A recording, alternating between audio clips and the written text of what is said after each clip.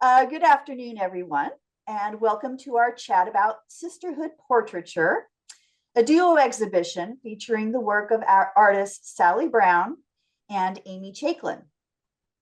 My name is Linda Rosefsky. I'll be your host for the following hour. A little about me. I'm an art historian, lecturer, and writer based in Morgantown, West Virginia. I'm originally from Southern California, where I worked as a graphic artist and illustrator until I moved to Morgantown and earned a Master of Arts in Art History at West Virginia University, where I enjoyed teaching for several years.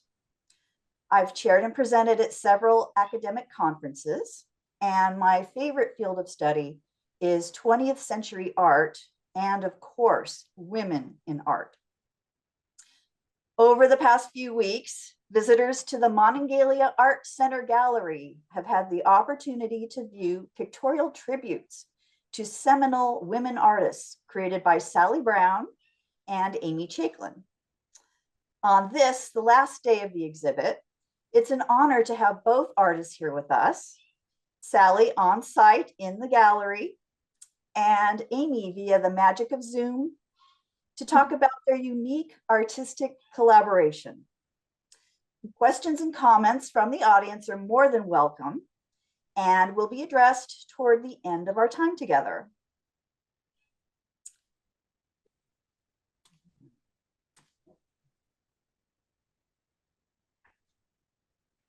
The downer should work. So I'd like to introduce the artists as we enjoy the first collaboration we'll be looking at today. Tribute portraits of the artists made by each other, of each other, and tribute portraits of themselves made by themselves.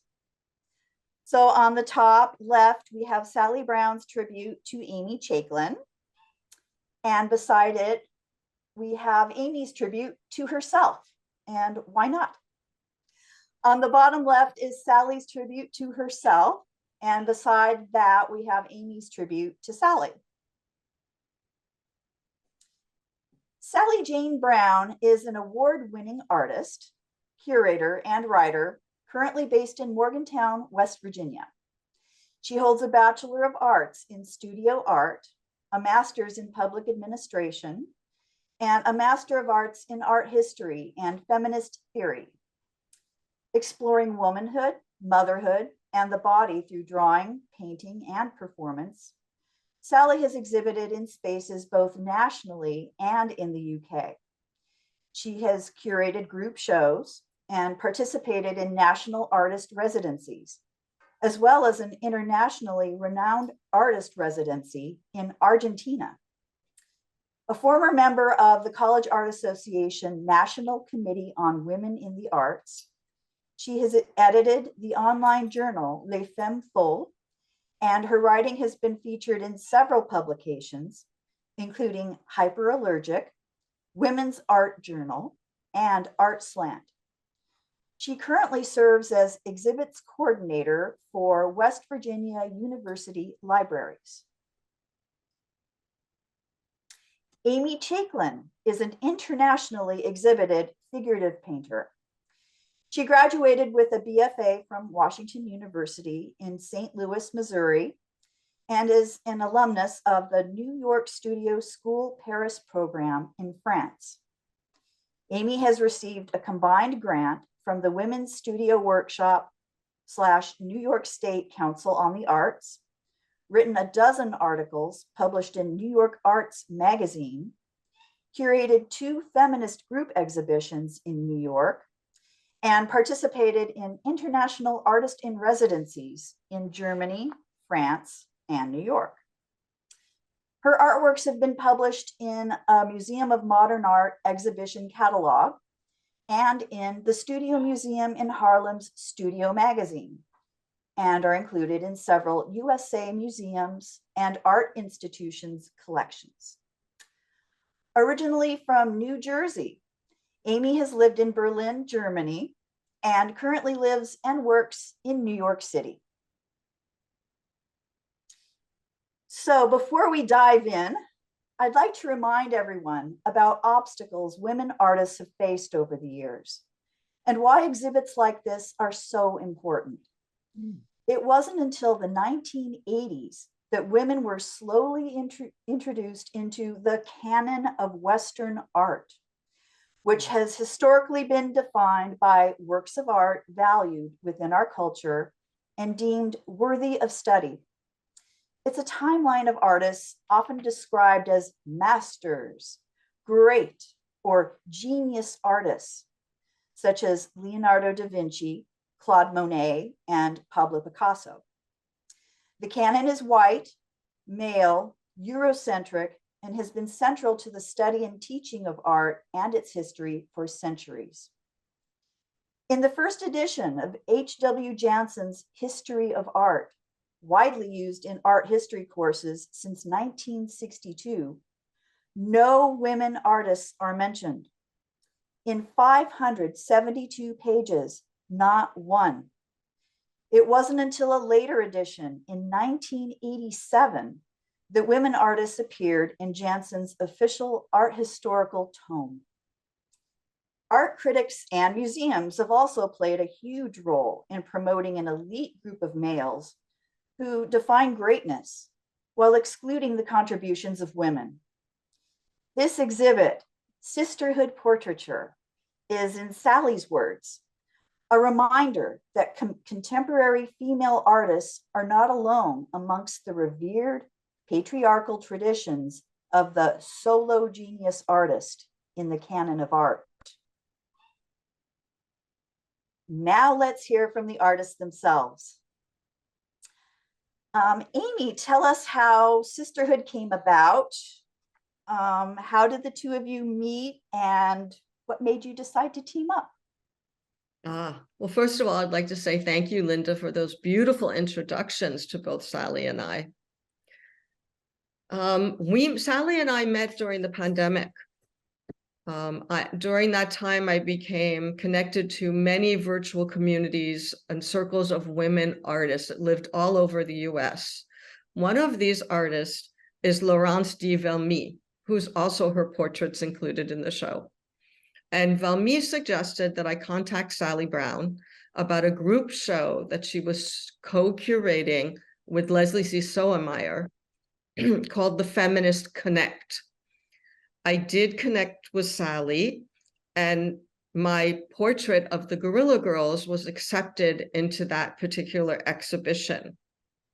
Ever since then, Sally and I have had several Zoom studio visits, and we realized we were both painting portraits of the same female artists. And that was the seed concept for this project. Nice. Sally, why the title Sisterhood?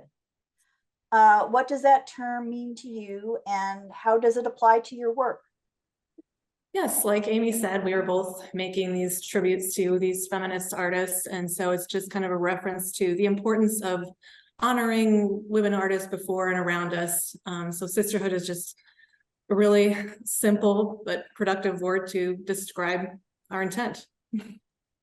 Yeah, perfect title.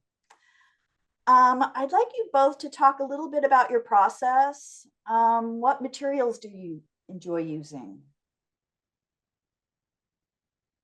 Sally, you're going to talk first. Okay, sure. I use a combination of watercolor and watercolor ink and pencil, and yeah, I think that's pretty much it. Nice. What about you, Amy? I'm also using water-based inks on paper, but first I draw the figure with graphite and then I paint. Okay. And these works are fairly small in scale for those of you who haven't seen them in person. I'm thinking, what, 8.5 by 11-ish? Mm-hmm. Yes. Do you both normally work in a small scale like this? I've always worked in this scale paper. I think for me, the 8.5 and 11 kind of relates to what a photograph would look like, that we're so used to looking at photographs that scale. And it was portable. So if I wanted to put a box together of a whole bunch of drawings and carry them around to show people, it was easy. Yeah, nice. What about you, Sally? What are your thoughts on this small? Yes, agreed, and it allows us to showcase so many. There's 60 works in this exhibition, and it just showcases like how many, there's an endless amount of women artists that we could portray and tribute. So it just, that's another reason that I like the small format, because we can showcase that. Yeah, you could include a lot more. That's a good point.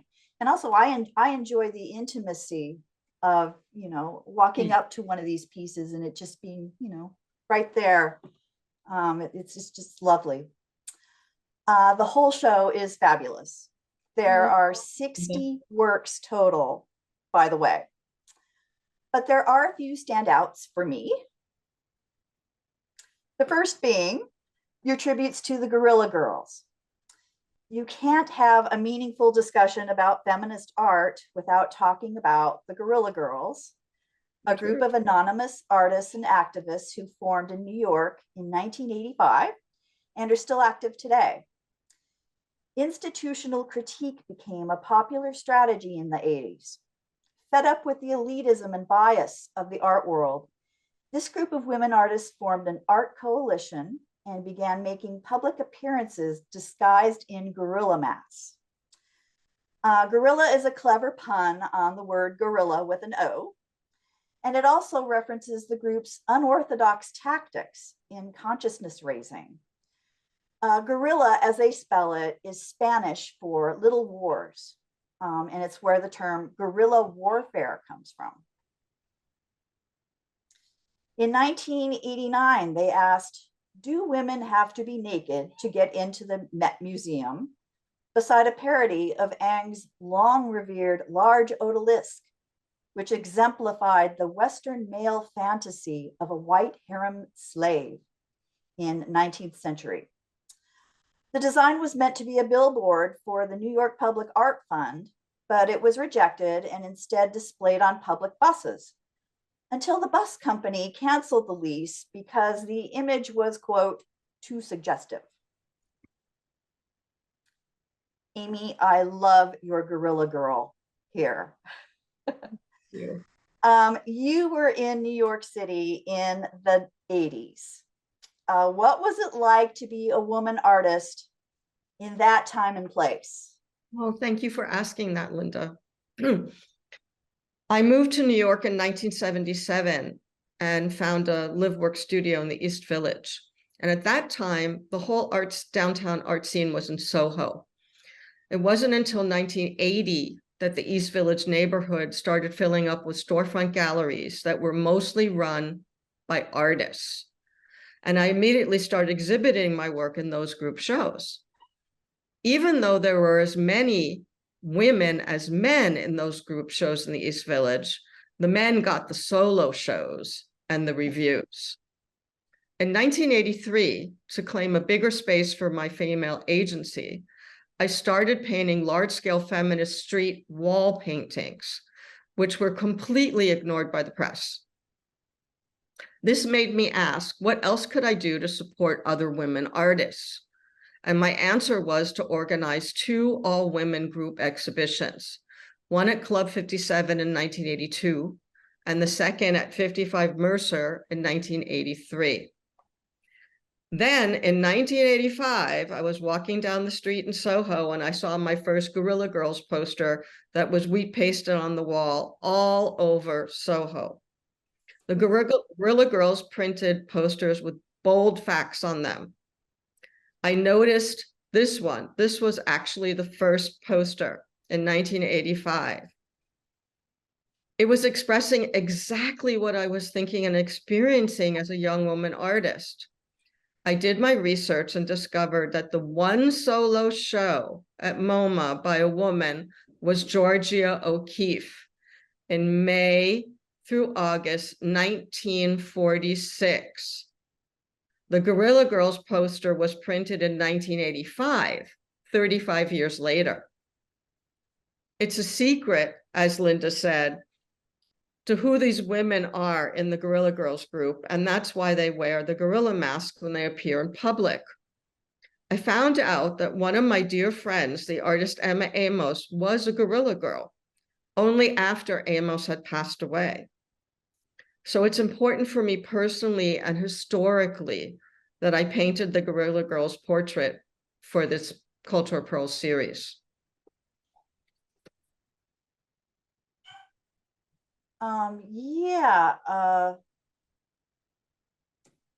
Sally, you chose to include a drawing of the Met poster in your self-portrait.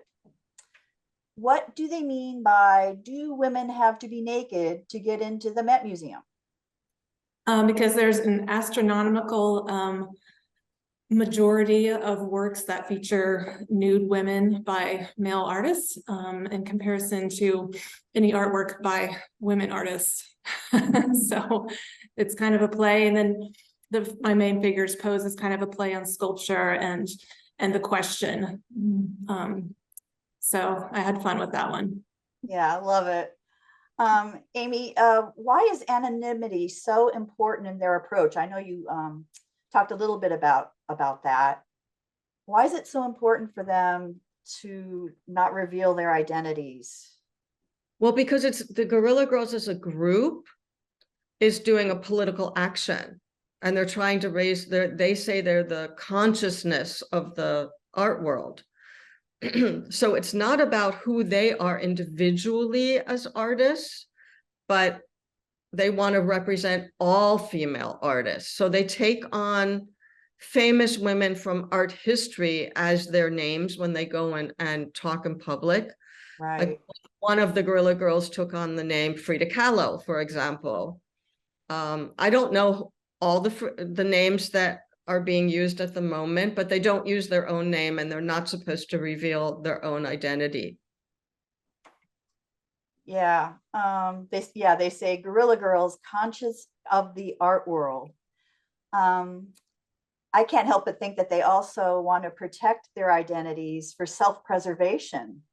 That's possible in the beginning because they were given a really hard time. Yeah, they were giving people a really hard time, and well, first of all, pasting posters on the walls was illegal, so they would have to do it at night, and if they were caught, they could get arrested. Right. That's number one, why they had the masks. Yeah, absolutely. And a lot of them, I'm sure, were graphic artists who wanted to continue number two, they didn't want the finger pointed at them, who they are, to protect their own work. Yeah, you know, absolutely. Yeah. Okay, well, let's move on. The history of feminist art is often traced back to 1970, the year artist Judy Chicago founded the first feminist art studio course at Fresno State College in Northern California. The following year, she teamed up with fellow artist Miriam Shapiro and started the first feminist art program at Cal Arts in Santa Clarita, California. Their goal was to give artists an opportunity to band together as a collective group in order to attack prevailing social norms. So the 1960s generation is known as the protest generation. Early feminist art was an outgrowth of the protest generation's concerns with the war in Vietnam and the civil rights movement. Artists during this tumultuous period were looking for a more inclusive approach to art making. So here we have Amy and Sally's wonderful tributes to Judy Chicago. Included in Sally's self-portrait is an image representing Through the Flower, a nonprofit organization founded by Chicago in 1977. Sally, tell us a little bit about Through the Flower and why you chose that particular image in your self-portrait. Yeah, thank you. So Through the Flower is from her series that she made when she was transitioning from a minimalist artist to a feminist artist and really embracing feminine iconography. And it's actually on the cover of her first autobiography, which is amazing and changed my life. And so I was also going through a transition at the time that I made this. So it was, and as you know, I've studied Judy Chicago extensively. And so it was just perfect fit for kind of my life at the time, and just a tribute, a tiny tribute, literally, to an artist that I greatly admire. Wow, I love that personal connection. Judy Chicago's major achievement is The Dinner Party, a collaborative installation featuring a life-sized triangular table set for 39 women. Now, I know Sally to be an expert when it comes to Judy Chicago and her work. She, as she said, has researched and written about The Dinner Party extensively. So, Sally, tell us about The Dinner Party and Chicago's unique approach in this revolutionary installation. Thanks. Yes, this was the subject of my master's thesis, and I got to even interview Judy Chicago several times. It was really thrilling. I actually just visited the Dinner Party, which is now at the Brooklyn Museum, at the advisement of one of my advisors. And I actually thought, well, I don't want to do the dinner party. Everybody does the dinner party. And she's already in a museum. But when I visited it, it was just like life-changing, because it's a whole curated artwork. It's not just the table. There's actually educational components that tells you all about all of the women featured in the plates and on the floor. And so it's kind of like a whole different kind of learning experience. It's not just looking at this art, although the art is beautiful, and she used ceramics and the fabric to kind of elevate the low feminine arts to bring these up to the forefront. That was a big part of her mission. And this was all original research. None of these women had been studied before, so it was a huge process of decisions, who would go where. And it's it's a landmark exhibition. It's life-changing when you go. Like I said, it starts off, she brings you through a room and you kind of chill and look at poems on banners, and then you go through this huge table and look at it, and the walls are mirrors, and it's really black, so it's really kind of like you're looking on it like it's forever. Like it's really inspirational, seeing the table and seeing it many times throughout the mirror, and seeing yourself. So you're seeing yourself amongst these women in history. So it's really life-changing. Yes. Did you want to talk about Artemisia? She's one of the women featured, and it's artists, it's doctors, it's poets, it's mythological. There's a vast array of women featured in the table and on the floor. Like 900 something women are mentioned on the floor. Yeah, And 999 all artists, as you said. 999 on the floor. Yes. Yeah. Wow. And and she worked with several different artists putting this together. It was very much a collaborative effort. Yes, 400. 400. Yeah. And with different backgrounds. Yep. And you can see here, she utilized their knowledge of porcelain, textiles, etc. And I like to show this image with Artemisia Gentileschi's Judith beheading Holofernes. I really like how the ceramic artist, sort of captured that movement and drama and the colors, the rich colors of the Baroque era. It's just stunning. So Sally, why do you think she emphasized embroidery, sewing, china painting, things like that? Yeah, because they're all deemed kind of inferior media by women, because women primarily would use these media. And so, she really wanted to elevate it and bring these art materials up into the fine art institutions, and make an example of how this artwork can really shine. And it's just as superior as all the other media, for sure. And also paying tribute to all the women who have done this kind of art. Yeah, art that was considered domestic work, women's work kind of thing. Like you said, elevating it, honoring it, which is so important. Yes. Okay, let's move on to Yoko Ono. She has had a very long and prolific career, and she's still thriving at the age of 90. In the late 1960s and throughout the 70s, art became pluralistic, meaning a number of styles and trends began to coexist simultaneously, reflecting our increasingly diverse and pluralistic society.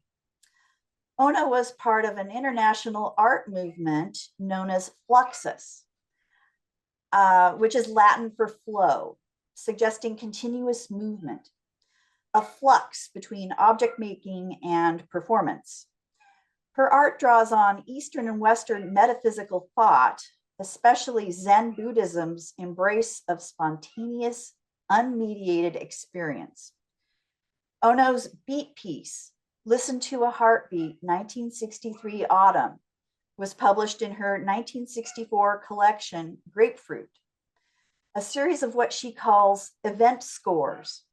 Short poetic text uses performance instructions that an individual may choose or not choose to enact.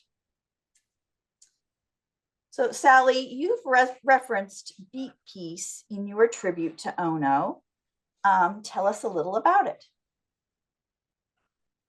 Thanks. Yeah, I saw some of these at a museum in DC. I forget, I don't know, 5 years ago. And I just loved the raw approach. I loved the audience engagement, just very grounded approach to art. And I went to take a picture and I got in trouble. And so it was really fun. And I love all of her work. It's very conceptual. I'm also a very conceptual artist as well. So yeah, I just wanted to pay tribute to her in this tiny little way. Yeah, I read a lovely description of this piece. She instructs us to listen to our own heartbeat, our mates, our child's, listen to animals, listen to the planet, listen to the universe, listen to the earth turning, listen. Love that. Love it.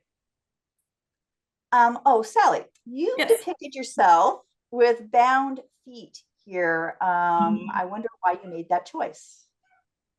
I mean, mostly it was an organic choice just to kind of bring some color down to that area, but it's also, I could also say that I'm referencing Yoko Ono's cut piece.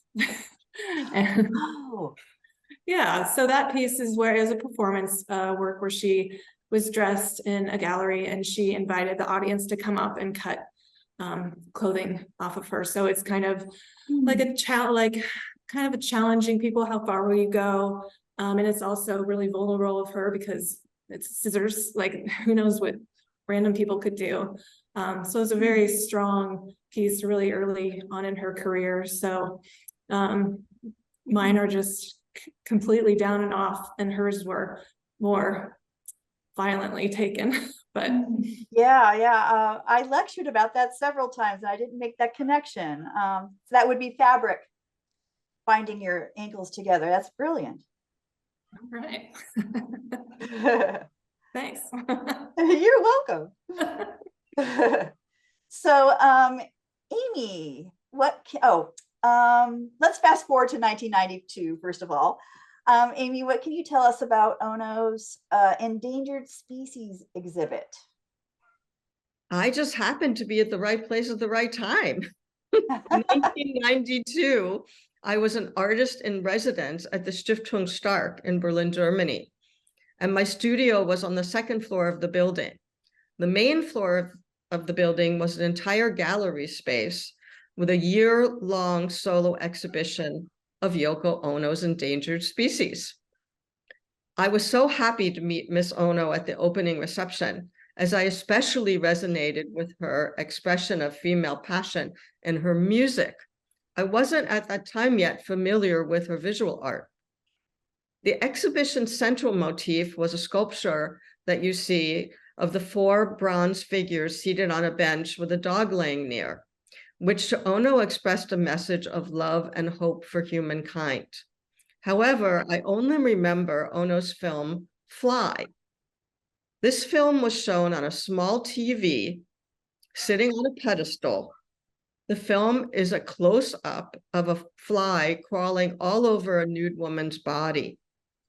Watching Ono's film Fly was mesmerizing for me because upstairs in my studio, I was working on several paintings of female nudes from the feminist perspective. Ono lived in New York City, and her peace activism was creatively felt all over town. Recently, in 2022, at the beginning of the Russian invasion of the Ukraine, Ono offered a limited edition print of her quote unquote imagined peace, with 100% of the sales donated to the United Nations Central Emergency Response Fund. You can see her sky mosaic in the subway station on Central Park West and 72nd Street, in which Ono depicted the blue sky with white clouds floating underground with the words, "Remember love," written for all to see. I honor Yoko Ono with a portrait, as I especially like her message of love and peace. Oh, it's just beautiful. It just gives me chills. I remember this and thinking, oh, I wish I could see that in person. Well, It's people who lovely. know that this subway station is near the Dakota where Yoko Ono lived with John Lennon. I don't know if she's in residence there at the moment, but she was there since the 70s, I think. Yeah, so perfect placement, especially considering how he died, how he was murdered. Okay, let's move on to Louise Bourgeois. Although she is one of the great figures of modern and contemporary art, she is nowhere to be found in Janssen's most recent 8th edition of History of Art. We've come a long way, but there's still much work to be done. Bourgeois' career spanned 8 decades, from the 1930s until 2010. She's best known for her large-scale sculptures and installations, inspired by her memories and personal experiences. Using drawing, prints, sculpture, and fabric, her work tackles powerful themes such as home, family, sexuality, and mortality. Her best-known work was created in 1999, a monumental bronze, stainless steel, and marble sculpture titled Maman, a spider measuring over 30 feet high and 33 feet wide. It's part of the Tate Modern's permanent collection in London, and it's considered one of the museum's most significant historical moments. And here are their tributes. Sally, you included an image of Bourgeois' print, Spider Woman, in your tribute. Can you tell us what the spider signified to the artist and maybe to you? Yes. Like you said, Louise Bourgeois is known for her sculpture, and I love her sculpture and I love Maman, but I really connect with her drawing. She takes a very raw approach. She uses a lot of reds and oh yeah, there it is. And so this one, Spider Woman, it began as an exploration of her, relationship with her mother. And then it kind of morphed into using the spider as a symbol for women's strength. And so this is at this point, what it meant to her. And so I wanted to honor that and embrace her strength, even though, of course, she says she doesn't want to be a role model for anyone. It's too bad. Yeah, I know how the theme of motherhood resonates with you, Sally. Yes, exactly. Why do you think Bourgeois chose to depict the spider in this form later in her life, as opposed to that huge monumental sculpture? Yeah, I think she was, that's a good question. She was making it more human with the face and more expressive with the lines. And I don't really know. Does anyone have a good idea? Well, I definitely see why you connect with it, because you love to draw. Yes. And yeah. I love yeah, her drawings, and I love how she repeats it too, because I'm a big person who likes to explore the same thing over and over. So that was also a big connection. right, that's true. Okay, well, moving along. The last tribute I'd like to discuss today is to Carrie Mae Weems. With a career spanning more than 40 years, she's investigated family relationships, racial and cultural identities, sexism, class, political systems, and disparities of power and their consequences. I looked and looked to see what so terrified you is from her Louisiana project, in which she explores the continuing legacy of Southern history and social customs. Weems presents identical but flipped images of herself contemplating her reflection in a mirror, positioning herself as both artist and subject. Not only is she addressing the process of forming one's own identity, but also the experience of being looked at by others, highlighting the difference and effects of self-representation and imposed representations. And I love how she presents the photo itself as mirror images, emphasizing that mirror in her hand. And here are the tributes to Weems. Sally, you included an image of this piece in your tribute. This is an intriguing self-portrait, Sally. Can you tell us a little bit about what you had in mind? Yeah, I weigh a lot when I work with tributing women of color, because as a white woman, I have a lot of privilege, but I always come back to, I would rather do it and make it complicated than not honor these so many fabulous women artists of color.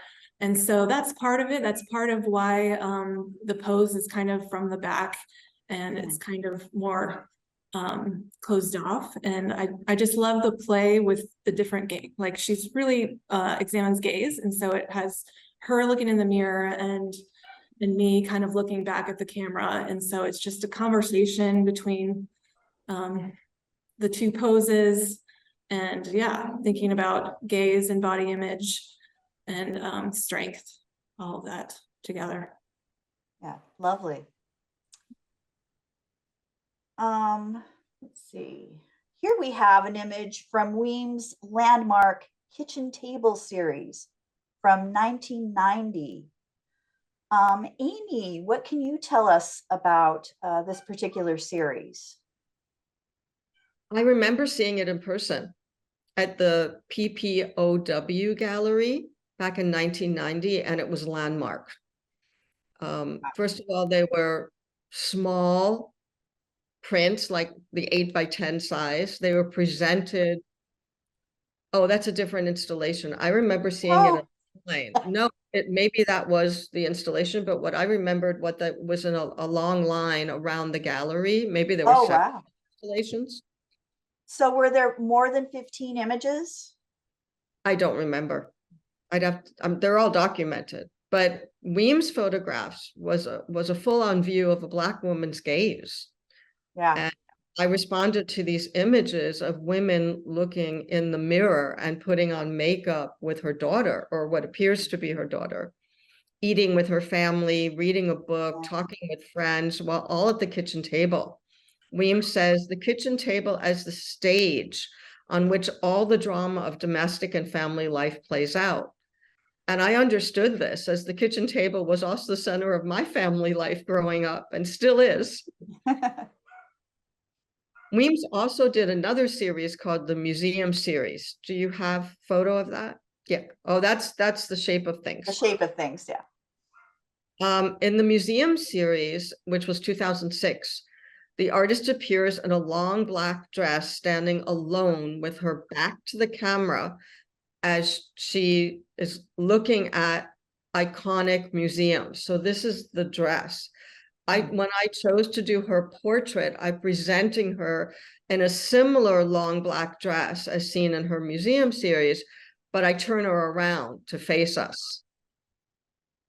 Nice. It's so elegant, your She is portrait. so elegant. She's And she very, is elegant, right?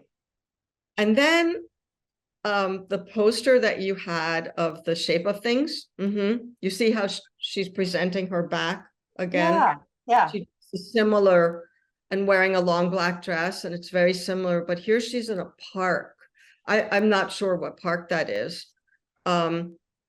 She was given an artist residency for a year at the Park Avenue Armory, which is this enormous building filled with dozens and dozens of room and a gigantic drill hall. That's the 2021 version, but the version that I saw was, and the poster was of 2017. Okay. And I attended that all-day event, not knowing what it was. When you walked in, you were given a pamphlet with a diagram with every single room and a timetable of what was going to happen in every single room. She had hundreds of artists collaborating with her on that day. Not just visual artists, poets, filmmakers, dancers, singers, political activists. And it was just mind expanding, and to see all of these artists collaborating with their presentations. And every hour, something else was going on. This was the first time I started to understand social justice art. And it was also my first time experiencing the we instead of the me in visual arts. So I thought, wow, this woman is amazing. Karen May Weems, she is leading. She's a leader. Yeah. Again, we go back to this idea of collaboration. It's so important in feminist art.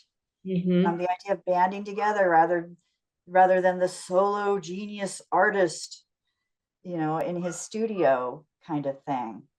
And that's what was important to Sally and I in putting together this exhibition. We have hundreds of paintings that we could have chosen, but because of the gallery size, we each chose 30 images. So that's 60 altogether, but we mixed it up. We chose portraits of women who are second generation feminist artists, women that are known, and women that are up and coming contemporary artists, because we feel like we want to include everybody. Yeah, this is just a small sampling of what you guys have put together. And like I said, it's just fabulous. And I think we talked about this before, how we would love to see this tour. Yes, we would. Be in other galleries, so other people have the opportunity to see and learn about these artists. I did see a nice quote from Weems about her, the shape of things I'd like to share. When I started this exhibition, I was thinking about the circus of politics, about the craziness that happens around these misconceptions about race that exist in the world, including the art world. So how are we doing on time? I think maybe we'll stop for some questions. Do we have any questions in the gallery there, Sally? Or any comments? I don't think so at the moment. Anybody on chat or anybody want to unmute and ask a question? I'm sure compliments would be welcome. Sure. Hey, I want to say thank you all for getting this presentation together. And I so wish I could have come and seen your beautiful exhibit. It's really powerful just hearing you talk about it. And I just have a question about Judy Chicago. She brought over 400 women artists to collaborate, and it's considered her exhibition. I mean, how did that go? So she designed it. She designed the whole thing, and then she had 400 volunteers, some artists, some art historians, some non-art people, just helping with each aspect of making the ceramics, making the fabric, contributing to the educational content. And there was actually the first time that she toured it in the 1980s, she required them to include a whole banner of photos of every single volunteer that was part of the project. So originally she did honor every single person that was part of the project. Now that is just online. It's not part of the installation, at least the last time I saw it. I don't think so. It's online. But yeah, so she designed it, and that has caused some contention with people that her name is on it. I think names are important to her because seeing a woman's name on the wall is really impactful to people walking through it. As we know, there's lots of buildings and organizations named for men. So yeah, I don't know if that answered your question. It did, thank you. And it also made, when you were talking about the domestic art side of it, it just made me, excuse me, I'm an actress, and I really get very upset when I hear and read women actresses being referred to as actors, because to me, that's saying you're only in the big leagues if you pretend to be a man, you know? It's like, why don't we call, and frankly, I think women poets could be called poetesses.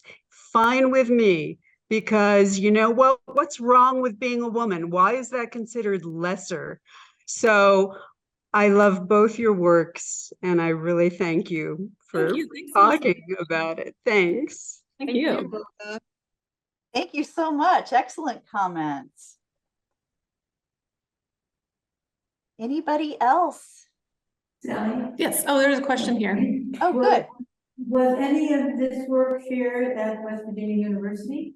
And the question was any of this work shared with West Virginia University?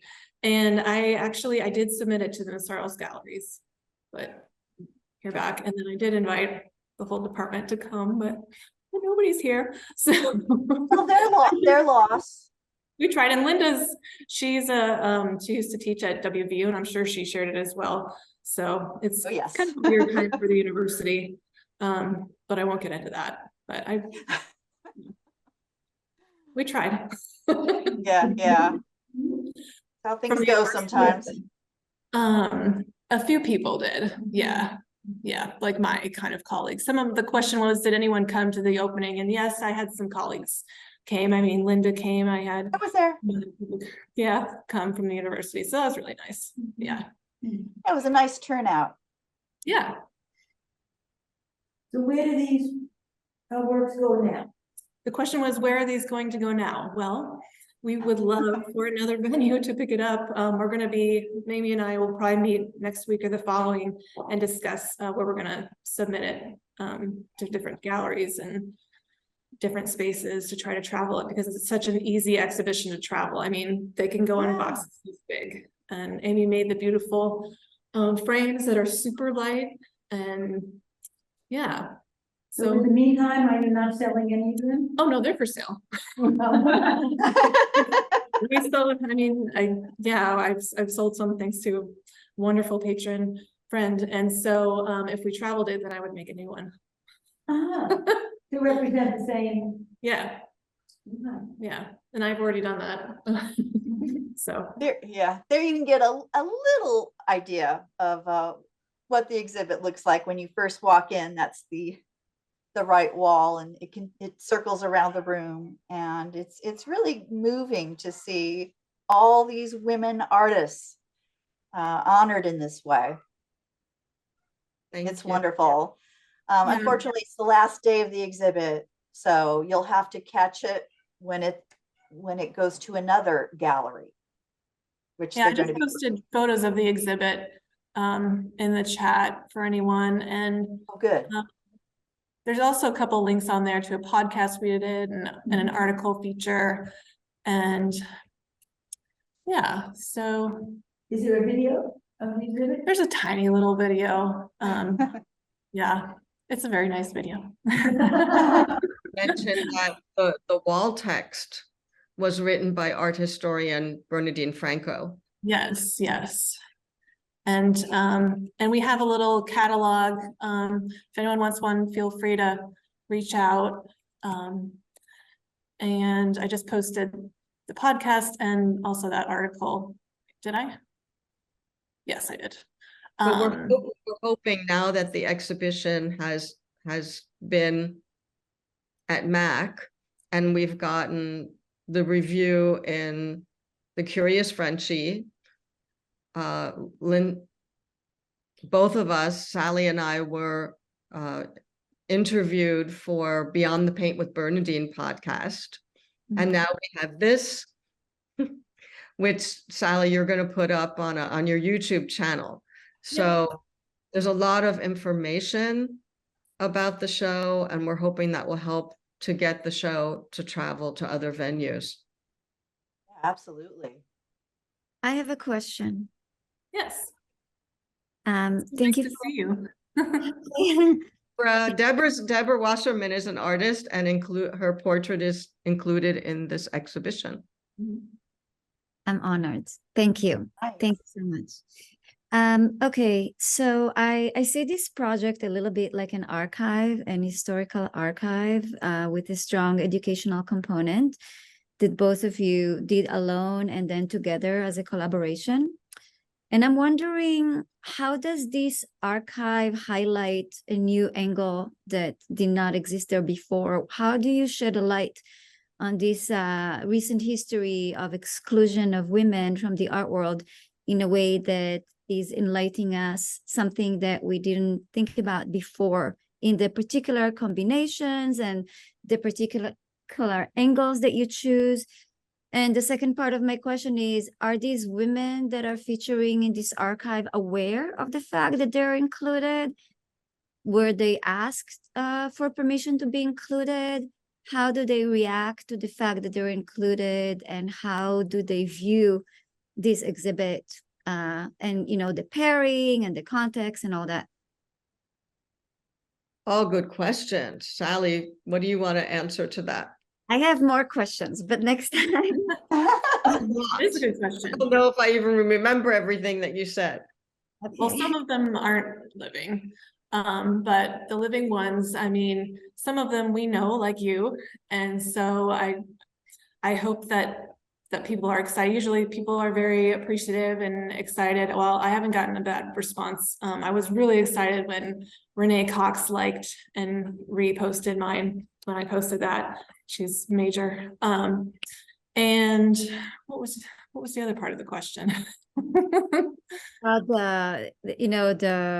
archival curatorial decisions of who you decide to include and how, by pairing all these people together, do you shed a new light on our understanding of how they operate within like a historical narrative, the connections between them, their visibility or invisibility? Do you offer us a new outlook into this history?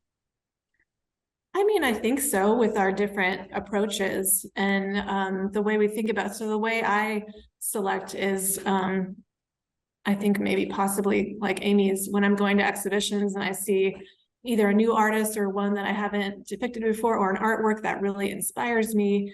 And I just dig into their life and I research them, and I'm looking through tons of their works and which one I connect to. And then I'm looking at my own self-portraits and like thinking about concepts and aesthetics, and trying to tell a story, a different story, through the tiny little drawings that I do. And I think even though they are tiny little drawings, I think they do tell a new story of the relationship of us and in the feminist lineage of art, together with them, hopefully. And yeah, Amy, what do you think? Yeah, I think my project started similarly to Sally's, but it came from a more personal connections. Everybody that I paint, I have some sort of personal connection with. Like Deborah, I painted your portrait, but we knew each other. I knew your work. I felt inspired by you as a woman, as an artist, as a mother. And you were actually one of the, I started this project in 2017, and I think I painted, your portrait was one of the early portraits that I painted. And when I started it, my vision was to document the diversity of women artists that are working now. And it kept expanding and expanding. And when I started working with Sally on this project, Sally had done more of the second wave feminist artists. So then I started researching and doing portraits of the second wave feminist artists. So we're inspiring each other. And the more artists that I meet, I include them in the project. So far, everybody that knows about it, that's seen their portraits, has liked their portraits. But I don't ask their permission because it's my project. You don't need their Like, permission. it's what I'm inspired to paint. Yeah, absolutely. Sally, have you asked anybody's permission? No. Paint what we want to paint. No. And if somebody saw it and didn't like it, I don't know of that at all. I mean, everyone's been really happy with the Yeah, I can't imagine why they wouldn't be anything but honored by this. It's about honoring them and honoring. Yes. When I'm doing their portrait, I look at, like Sally does a lot of research. I also do a tremendous amount of research. I look at hundreds of photographs. I look at their artwork. I try to figure out their stance. You know, how is this person presenting themselves to the world? And it's all about their strength and their gaze forward. They're all facing forward and looking at us, and they're claiming, here I am. Yeah. You know, you have to see me. And that's for a long time, for a couple of years, whenever I would paint one, I would put them up on the wall. And I had about 50 of them up on the wall and all looking at me all the time. All these strong women. Like, oh, okay, I've got to take this down and can't look at this all the time. But they're powerful as a group. They are really, really intense, you know, and make a strong statement as a group. Yeah, you feel that in the gallery. Recently, the art historian Katie Hessel wrote a book called The History of Art Without Men. I don't know how many of you I read it. Audible. It's so new. She just went a couple of months ago and she went on tour with this book, and it is the definitive now art history book, but it's only women. It's only women artists. But of course, the story of women has not been completely written because we're still working, you know, and that's why I'm still working. I'm still producing portraits. This is an ongoing project. It's not something that's finished at all in my mind. And it does, like Deborah said, it does have an educational component. And what I'm hoping is that people will come and see this show and be intrigued enough about some of those artists to do more research on their own about who are these women. Yeah, that's the ideal. About Sally and I'm talking about all of the artists in the show. Who are these women? They go up and look, who's Deborah Wasserman? What does she do? So I'd like to say something. So I'm Amy's husband, and I've been living with these portraits for 5 or 6 years now, ever since Amy started this project. And it was really interesting, I think, because when Amy started to conceive about this, I remember we had lots of conversations between us and maybe a couple of other intimate friends about what even to call this project, right? So Amy, it was originally called The Cultured Pearls.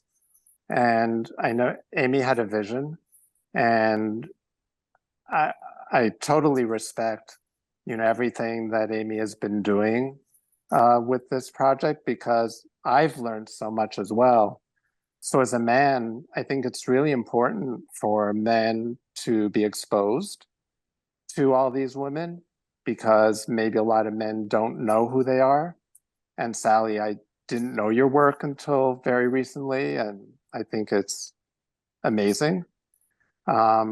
So I just, I just think this is really, really important, not only from an art history point of view or what have you, but for it to be exposed to other men, male artists, whatever someone's profession is, for them to really kind of hear and understand the voice that's behind all of this. Oh, thank you. Well said. Thank you so much for that. Absolutely. Our hour is up. So I'd like to thank everyone for joining us and for participating with your wonderful comments and questions. Today's artists stand on the shoulders of the extraordinary women we've discussed here today, which is what makes Sisterhood Portraiture so special. It's vital that we honor the contributions of artists who are too often overlooked and underrepresented in order for women to continue to thrive and move culture forward. So I'd like to thank everybody again, and have a great weekend, everybody. Thank you, Linda. Thanks, Linda. Thanks, Thank everyone. you for having me. Thank you for inviting us. Thank you.